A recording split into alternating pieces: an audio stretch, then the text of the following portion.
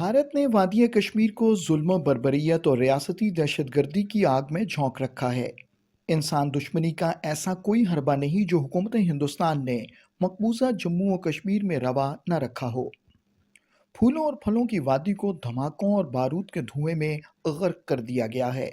हर तरफ भारतीय फौजी दंदनाते फिर रहे हैं और कश्मीर को मातम कदा बना दिया गया है। इसकी वजह सिर्फ ये है कि कश्मीरी भारत से आज़ादी चाहते हैं।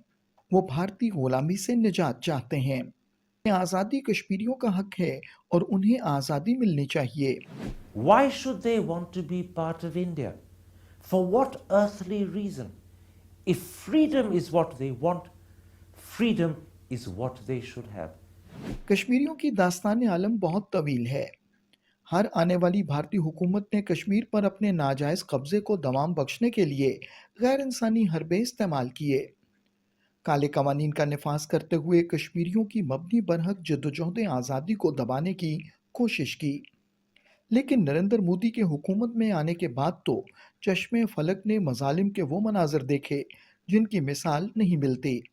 Well, Kashmir is, um, Kashmir is a valley covered in graveyards, But first of all, we can't lay the horrors of what has happened over the last 30 years in Kashmir at Modi's door. It started way before he was ever there. But now, with the abrogation of Section 370, it has entered another sphere. But the story of Kashmir, the story of those mass disappearances, the story of the summary executions, the story of, the horrors that have been visited upon those people has been kept from the Indian public. Bharat ने पूरे कश्मीर को एक फौजी छावनी बना रखा है। ज़राए अबलाग पर पाबंदियां आयद की गई हैं। इंसानी हुकूक के अलमबरदार और सहाफ़ी शहीद कर दिए गए हैं या फिर भारतीय कैद में हैं। Kashmir is the valley from which no news must come. That is why Kashmiri journalists have been silenced, are being arrested, are being threatened. That is why Khurram Parvez, one of the most wonderful, bright human beings that I know, whose organization has documented in chilling detail what has happened, is in jail now. Kashmiri कौम इस कर्ब की सूरत हाल से एक अरसे से दो चार है।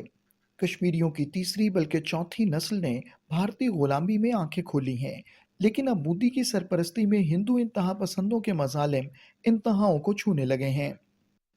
जो कोई भी इन हालात में जिंदगी बसर कर रहा हो वो क्या सोचेगा? सिर्फ और सिर्फ आज़ादी।